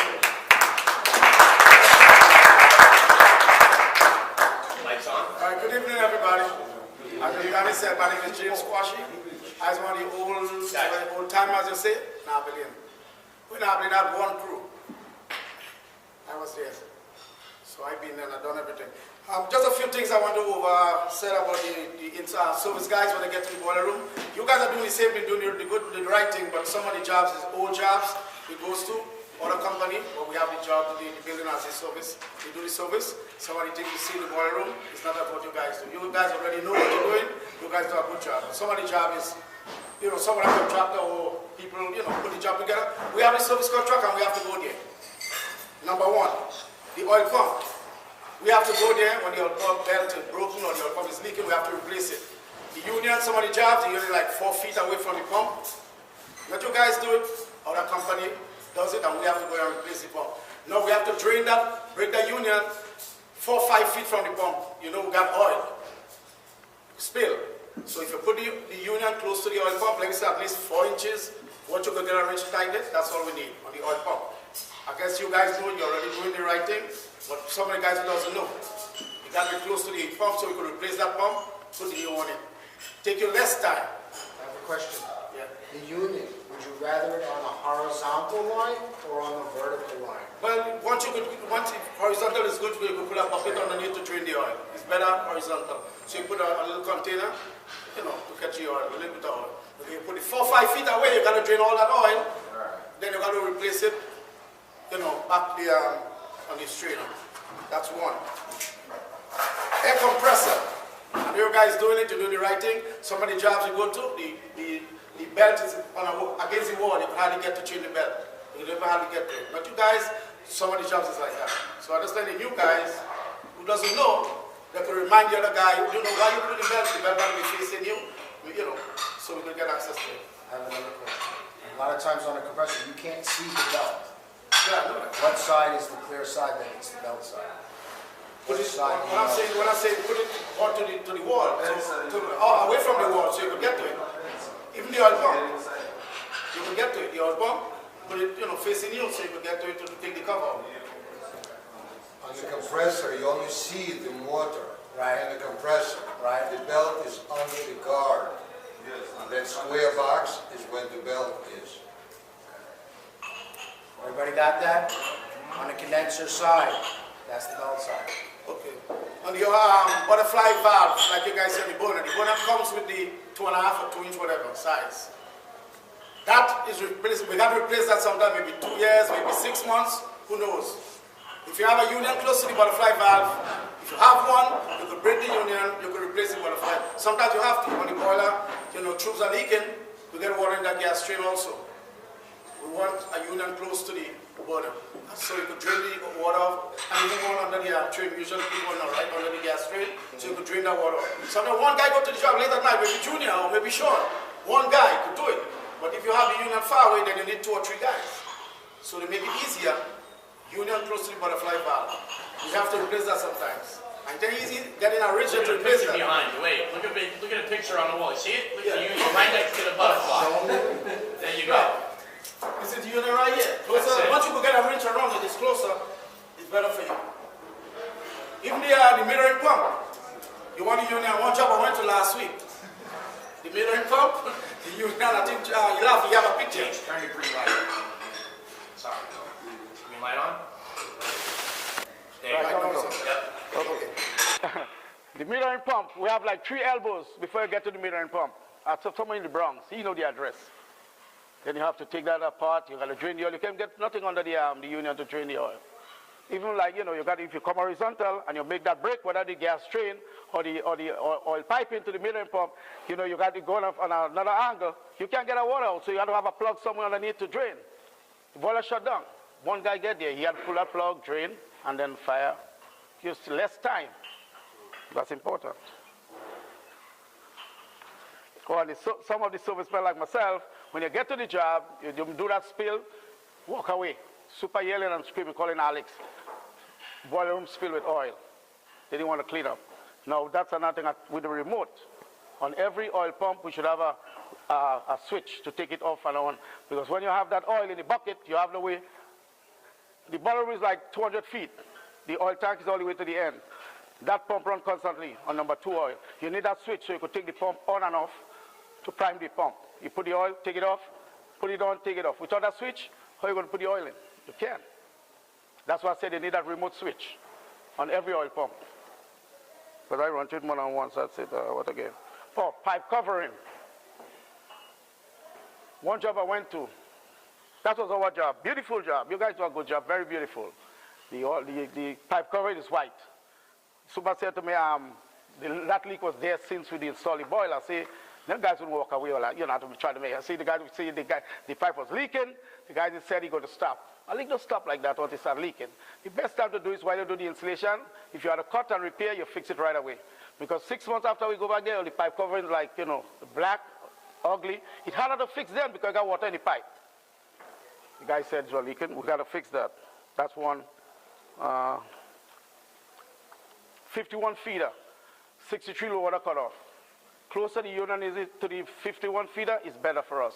Because in the high winter, you don't want to shut the boiler too long. So if the union is closer on a nipple, it's like a shoulder nipple, you could open a valve, you could break a union, take the feeder off, put the nipple on that one, put it back, open the valve, you have water like 6 inches or 5 inches.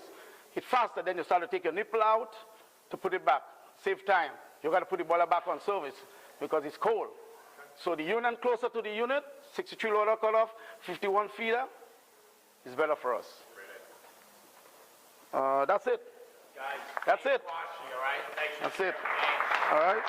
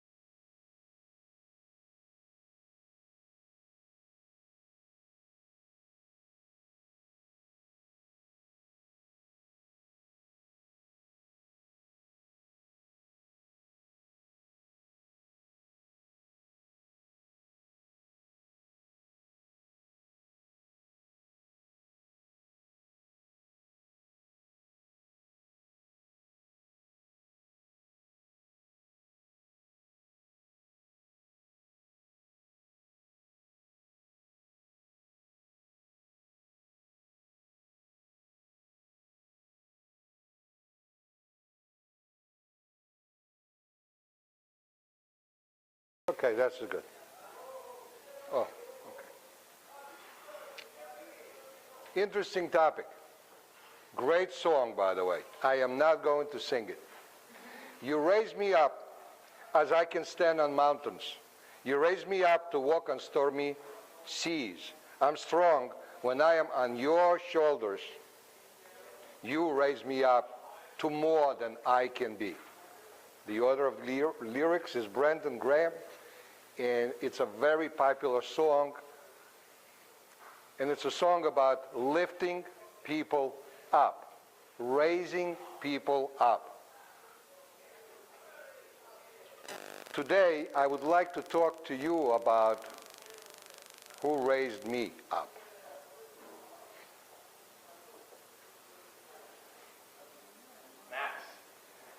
Max Solomon and Sid Solomon. These are the two people that I saw when I walked into Abilene at 2807 Mermit Avenue in 1977. On June 13, if anybody can count, you can figure it out. 36 years ago. Max Solomon taught me how to read in English, how to drive. When I came, I was 23 years old, and I never drove before in my life, and he taught me how to drive. he taught me how to speak English. And it was a very interesting way of teaching. I remember one word that he couldn't get through me. The word is first. Now I can say. But at that time, I was very hard for me to pronounce. So what he did, he would tell me, say it, bird, bird, bird. And I will always remember that because he was running around the room, bird, bird. And I learned how to say first and bird. And he also taught me how to eat ethnic foods in America. And Max also taught me how to cut and thread pipes. I was a helper to 8 pipe fitters. James Quashie said that we only had one crew, and every one of them was a pipe fitter. That's a true story. Jeff Solomon was the only electrician, and he would come on the last day of the job. When everything else is finished for him, he would finish that electrical job in one day, and then he would help pipe fitters to do their piping. That was a very popular thing. And I was a helper to 8 pipe fitters. I certainly can cut and thread a pipe. Now, when Maxie saw a pipe that wasn't straight, he would make us take it down. To Max, a shortest line between 2 points is 150 feet. This is why we are doing the job the way we are doing the job. Nobody knows that because it's all forgotten, but you're right, Danny. It is Maxie's legacy. One pipe, that's his words. We want to see one pipe. When I'm looking at it, I see one pipe. If I see 2, you fired. Take it down. And so many times, if I would do a job and I didn't like the way it looked, and I say, well, you know, if Maxie comes up, he'll let me. He will make sure that I will get it down. Might as well, let's take it down. I didn't wait for Maxie to come in. Max taught me perfection. Everything we see in our boiler rooms now, the perfection of our boiler rooms, is Maxie's legacy. And it's very important for everybody to know that, where it's coming from. Now, nobody knows. Everybody knows that this is how we do it. And this is the only one time that I would accept this expression. This is how we do it. And we should continue doing it that way. This is how we do it. That's a perfection. And Hector said, this is Abilene. And look at the smile. My next person who raised me up was Jeff Solomon. Jeff Solomon and I worked in the boiler room together. Literally. In the dirt, on the floor, under the burners, rotary burners. All burners were very low to the ground. There was nothing like what we have now. Actually, there is a reason why our boiler rooms so lit and clean. Lighting is all about Max. Max was all for lighting. One time he put enough lighting to blow a 15 amp breaker. The breaker would not hold. Christmas tree light, that was a different one. We wouldn't start the job until the Christmas tree light is on. First thing. Now, Jeff Solomon is all about clean. Max Solomon is all about straight. Jeff Solomon is all about clean, spotless. When Jeff Solomon comes to a service call, the first thing he would do is to clean the room before he will touch a burner. Then he would clean the burner before he would start servicing the burner. It was all about cleaning. That's why our new boiler rooms look the way they look. I just want you to know where the legacy is coming from. Now, I'm talking to Jeff, and I'm telling him about my dream. My dream was to buy a sheepskin jacket, a warm jacket. I'm from Ukraine, Russia. It's cold, so I come to America. Figured, I'm going to get myself a jacket. And Jeff, after he stopped laughing, he said, dream about a jacket? In America, you go buy a jacket. You don't dream about a jacket. Jeff taught me how to dream big. And here I am today. Because he helped me to dream.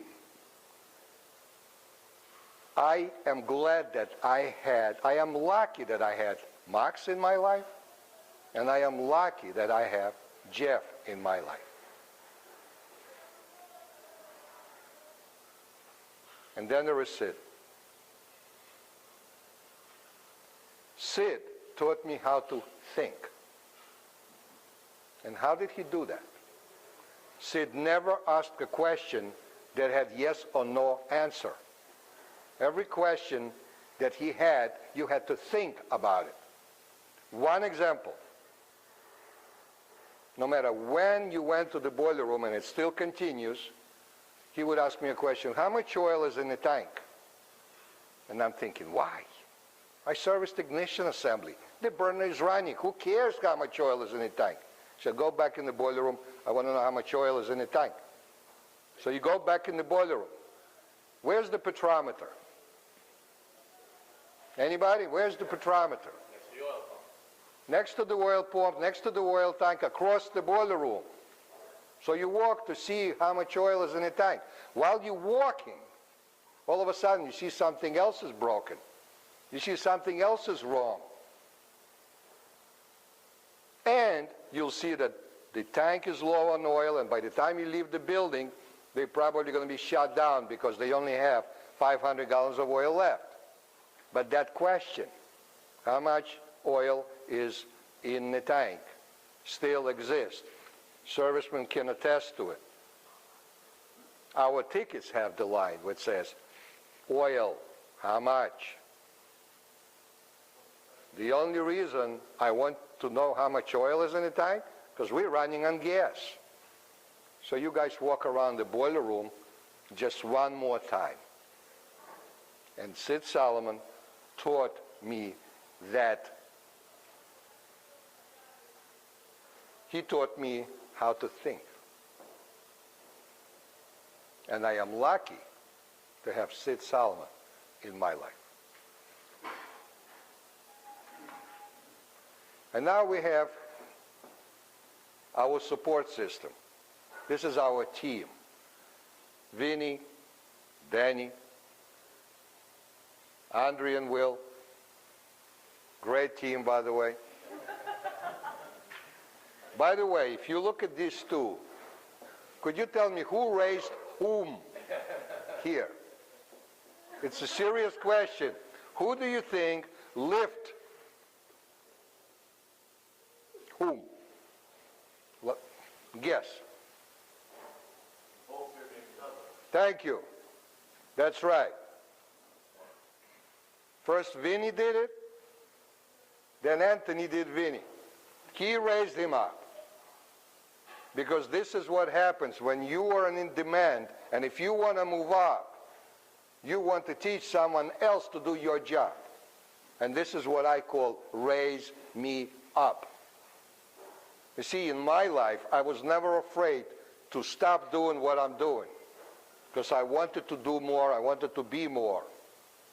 And the only way I could do more and be more if I teach someone else to do my job.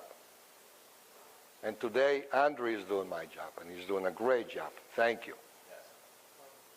And he raised me up. Now,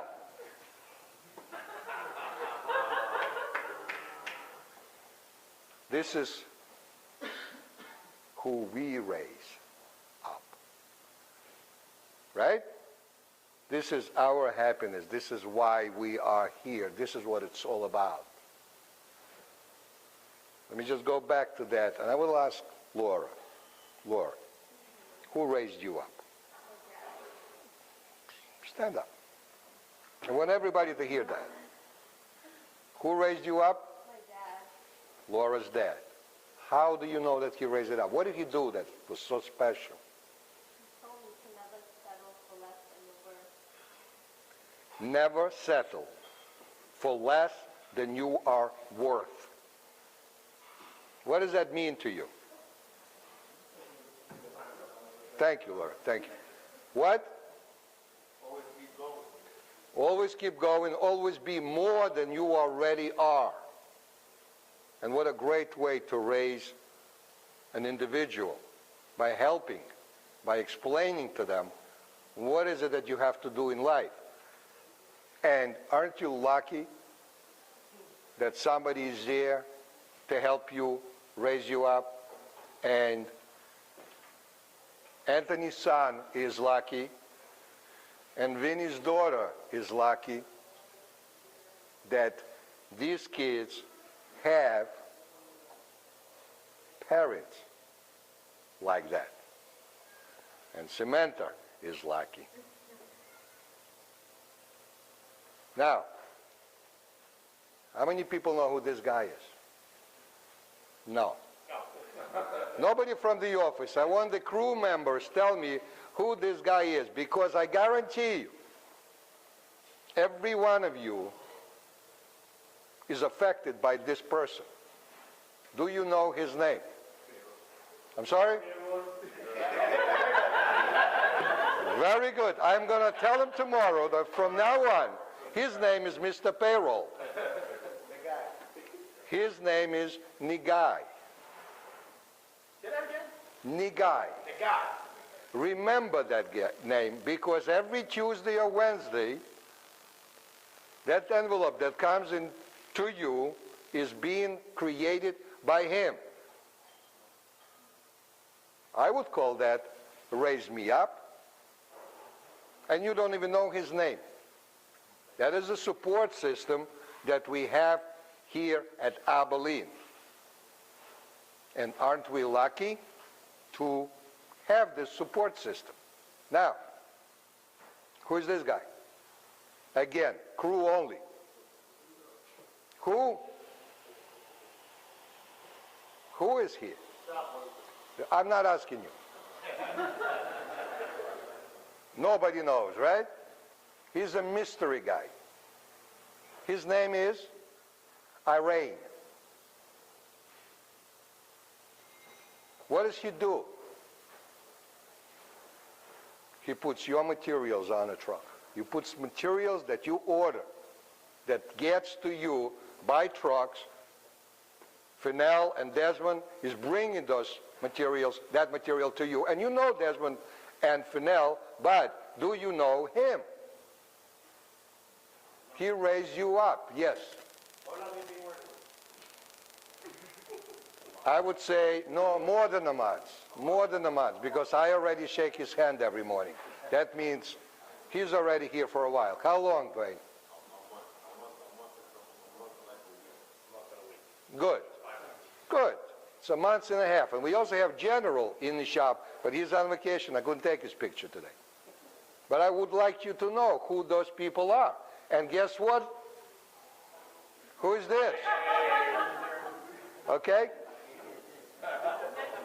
Standing on top of the material. Now, look how many clipboards are there. That's how many projects, and I'm sure we have more projects. But for every clipboard, we have a project to do. And these people are taking orders, ordering materials, loading trucks, so you guys can do your job. And you can grow, and you can get promotions, and you can become foremen and staff members and grow. Did anybody ever call Dwayne and say, thanks a lot, man. We appreciate everything you're doing for us? Yeah. No, all I hear is, Dwayne, ding, ding. There's a list of materials coming in through the phone. That's what I hear. But I would like to hear to say, Dwayne, thanks a lot, man. Irene, thank you, guy. Okay, next time you see that guy, say thank you. Because, aren't we lucky we have him? That's right. You're lucky we have you. Now, Sam? All right. It's one of yours. Some of you know it. Some of you know him. Some of you don't. But that's the boiler room before that perfection. Nobody sees that. You guys see it. You create the art piece, the Abilene job. But this is what it looks like in the beginning. Okay, what's your name, sir? Anel. Anel. Again, look at the piping. I want you to see the attention to the details while it's still in that state. Everything is still dirty. Everything's still in disarray. And we are doing that perfection job. Pipes is already straight.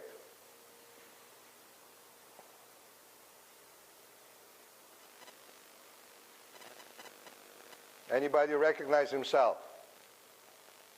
Sam, that's your helper? Pedro? Okay. Pipe is not straight yet. But I guarantee you it will be. Who is this? Is he here? No. No, it's not. He left already. No, it wasn't here. It wasn't here. Kepar? Yeah, Kepar. What's his name? Kepar. Okay. By the way, I'm not going through entire company, but this is the people that, okay? Great job, great masonry work. Excellent. How's that happen? What? How's that happen? Look at that. We're doing masonry work too, like artists. Listen. Beautiful. Thank you. We do everything beautiful. Because perfection comes from our forefathers, or three fathers, or two fathers. Okay, that's the job that we just did. Okay? Pipe dodge on that guy. All right. But look at the work that we do. This is the job that we had to replace a bundle on top of the boiler. The bundle weighed 400 pounds. This is what we do. This is who raises us up. Junior, you here? No, I'm not here. All right.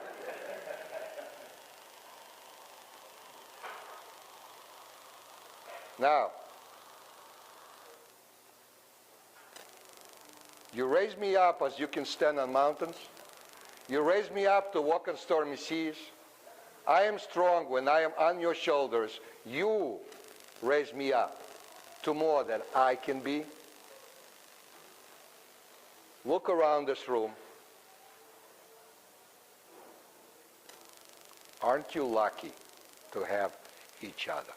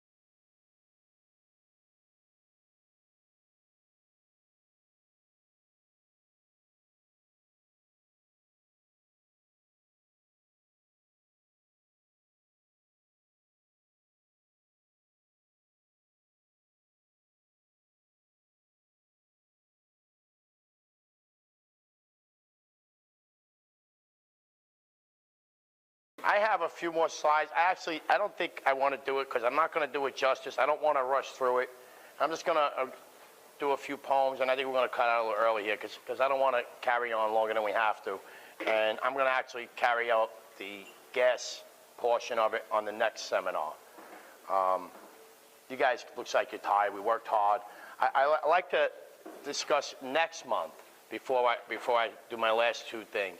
Next month, we're in discussions about doing seminar / little maybe party. Maybe we can get some drinks going at the end.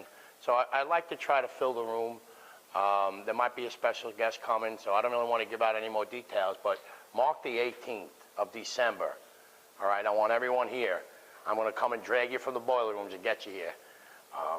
It's going to be a big day for us. All right, so make sure we're not going to go into a lot of detail, but we'll maybe do a few minutes, maybe a half hour of some teaching, and I think we're just going to have some fun.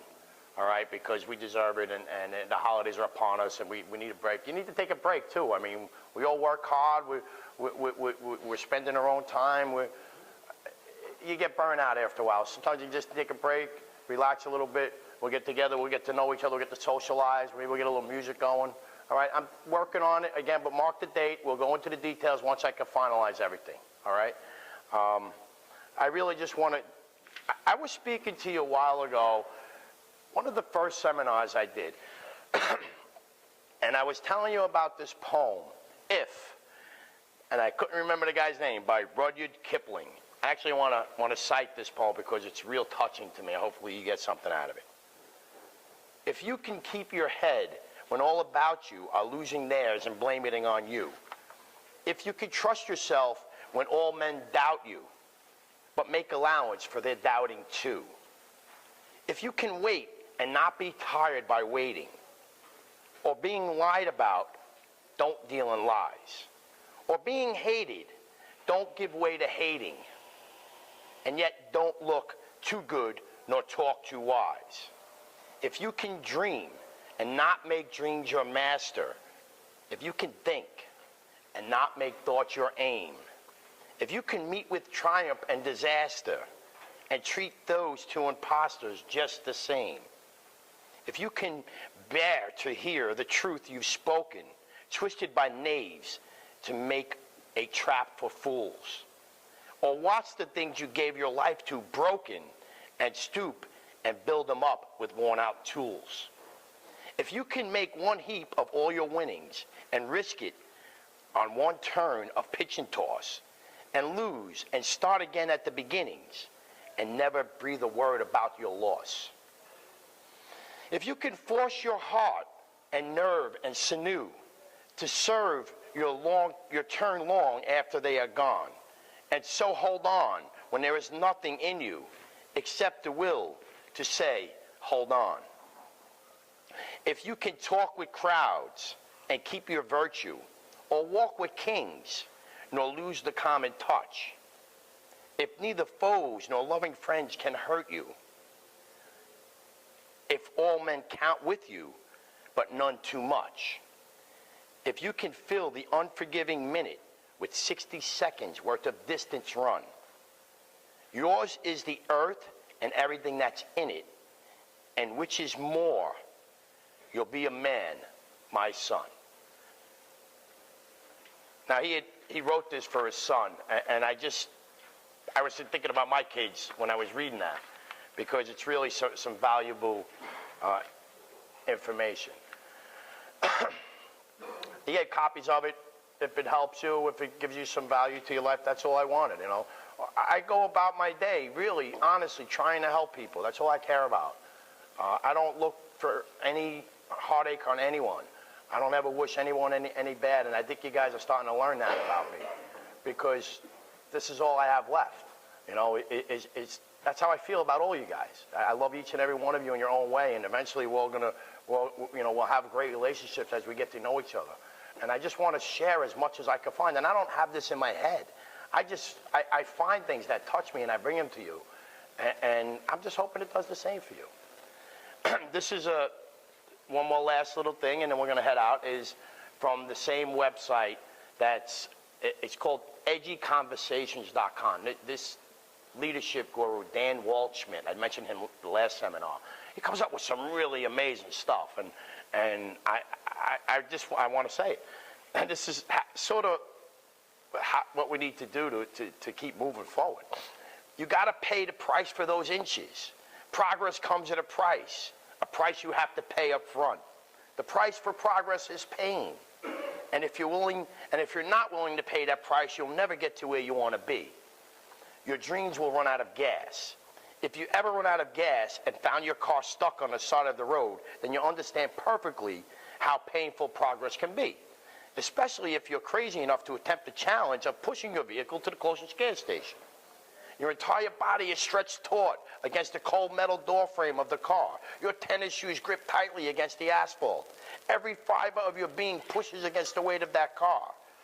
It takes what seems like minutes for that car to move any distance at all, just a few inches. And even then, it seems like frightfully small progress compared to the effort that you expended. But if you're willing to keep pushing, willing to keep trying, you'll notice that what seemed like no progress at all is now movement that seems to move on its own. Movement you can walk behind, then jog behind. What started out small and possibly hard now seems to be rolling along all on its own. You had to pay the price of progress up front. You had to sweat it out, push it out. That's all I got for this week, guys. Let's come back together next month, and we'll do it again, all right? Thank you for your time.